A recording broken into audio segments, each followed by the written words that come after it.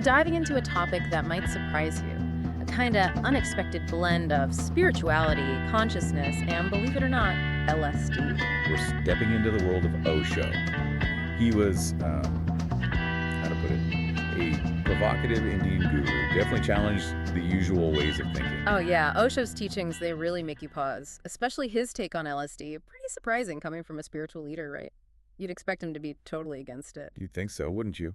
But Osho wasn't about that black and white thinking. He was open to psychedelics, LSD especially, saw them as tools, ways to expand awareness, thought they could help break down those rigid thought patterns we get stuck in, offer a glimpse of a different kind of consciousness. So, less of a full-blown transformation, more like a sneak peek then, like a quick look behind the curtain. Exactly. He used this analogy of opening a window, and there's this incredible landscape where you get this amazing view, but you haven't suddenly been transported there. You're not living in that landscape. Love that analogy. Really paints a picture. But if it's just a glimpse, how do we hold on to it? How do we make those insights stick in our everyday lives? That's where the real work comes in, the internal stuff Osho always emphasized.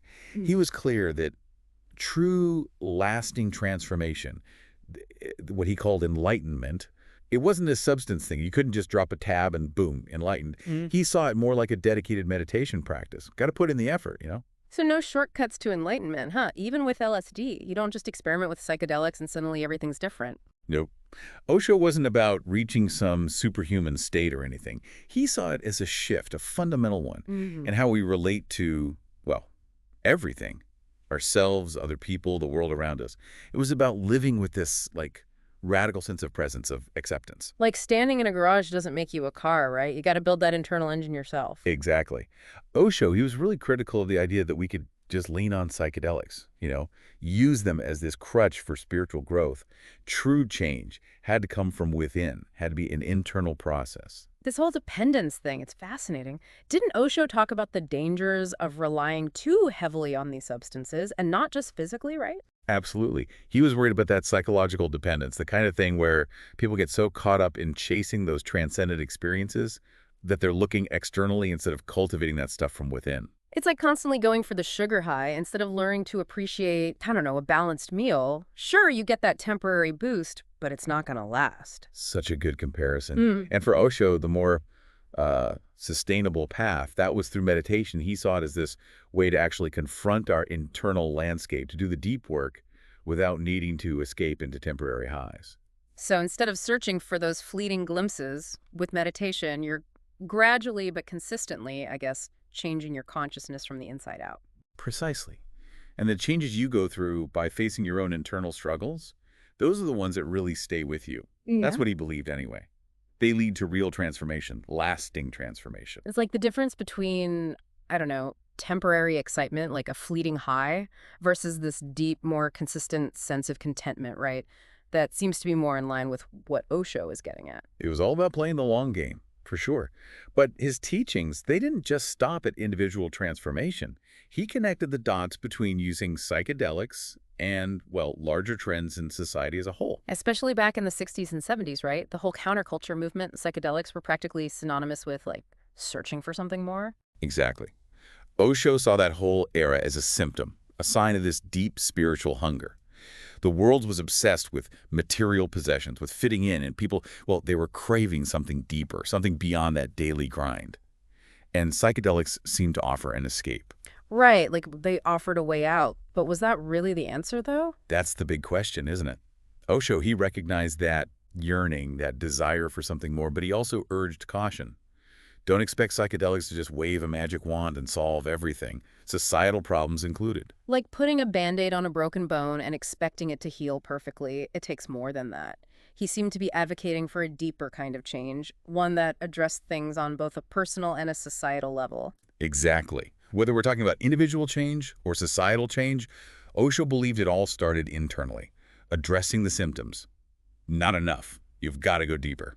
So, where did Osho ultimately stand on psychedelics? Helpful tool on the path to spiritual growth, dangerous distraction, or something in between? Well, you had a very interesting take on that. So psychedelics, helpful or harmful, according to Osho? What was his final verdict? He saw them kind of like a door. Not the whole path, just the entrance. They could open your mind up, show you new ways of seeing things, but they weren't going to magically make you enlightened. Right, just a little sneak peek, like a teaser trailer for what's possible. The real journey, the hard work that starts when you actually walk through that door. Exactly. And Osho, he was all about taking ownership of your own growth, your own spiritual journey. No shortcuts, no quick fixes, none of that.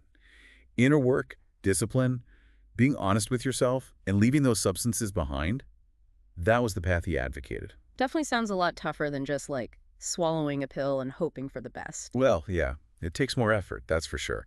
But for Osho, that effort, that struggle, that was the whole point. It's about cultivating change from deep within, something that lasts, not something you borrow.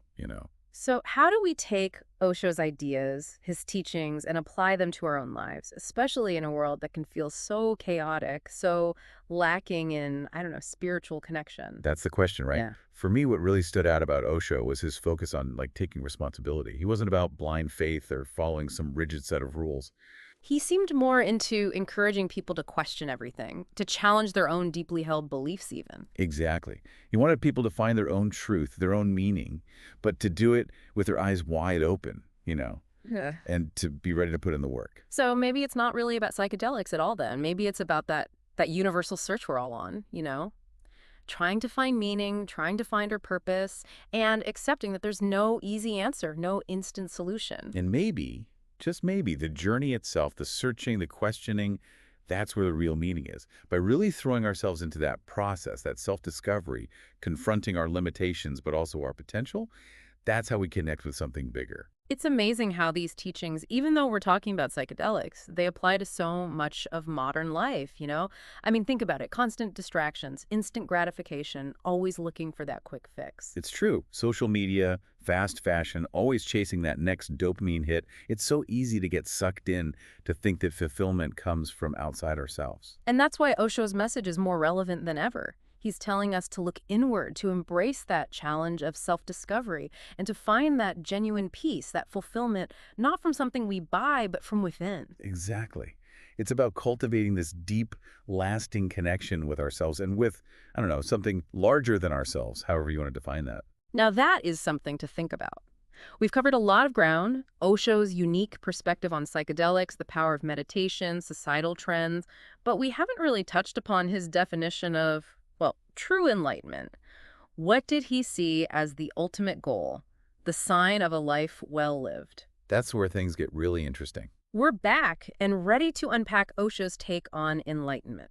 Because he didn't exactly stick to the usual definitions, did he? Not quite. Hmm. Osho, he saw enlightenment not so much as this destination, like you reach it after years of, intense spiritual practice and then boom, you've arrived.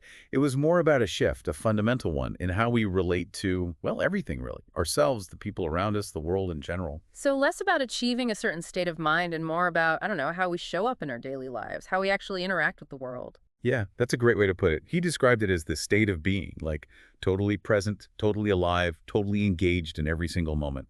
No judgment, no attachment, just being. So no more sweating the small stuff then. Sounds pretty amazing, honestly. That's the idea. It's about moving beyond all those little dramas, those anxieties and attachments that keep us stuck in our heads, Yeah. disconnected from what's actually happening right here, right now. He believed enlightenment was about embracing it all, the messiness, the beauty, everything life throws at you. That sounds incredible, but also kind of terrifying, if I'm being honest. Means facing everything head on, no more hiding, no more distractions or escapes. You're getting it.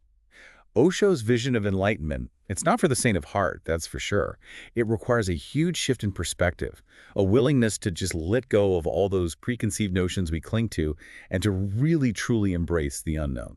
So how do we do that? How do we cultivate that kind of radical presence, that fearlessness, especially in a world that often feels, well, anything but enlightened? The million-dollar question, right? Osho, he talked about different techniques and practices, sure, but he always emphasized that the path to enlightenment, it's personal. What works for one person might not work for another. There's no one-size-fits-all approach. So no magic formula, no secret handshake to get you there. Afraid not. But he did offer some guidance. He talked a lot about self-awareness, questioning your beliefs, and cultivating this deep sense of compassion for yourself and for others. Like he was saying, stop looking for enlightenment out there somewhere. It's not about external stuff. It's an inside job. Exactly. And that's a powerful message to remember. True enlightenment, it's not about reaching some mystical state of perfection. It's about showing up authentically in every single moment, embracing the mess and the beauty with an open heart and a curious mind. And on that note, as we wrap up this deep dive, I think we're left with one final thought to ponder. What if, and just hear me out here, what if this whole search for enlightenment, it's not about finding something outside of ourselves, but about rediscovering something that's already there deep down? That spark of awareness, that capacity for love and connection, that well of wisdom just waiting to be tapped into. And that's something worth exploring, wouldn't you say? Until next time, keep diving deep, everyone. Yeah.